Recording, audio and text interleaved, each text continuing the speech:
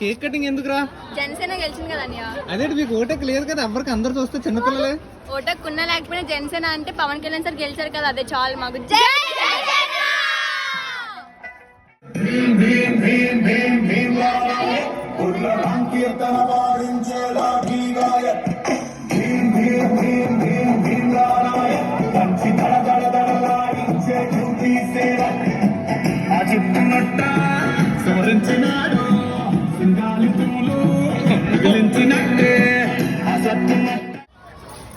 Jai Pawan Kalyan.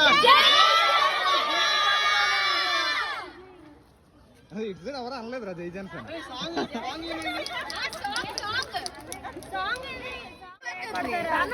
Keerthana పాడించేలా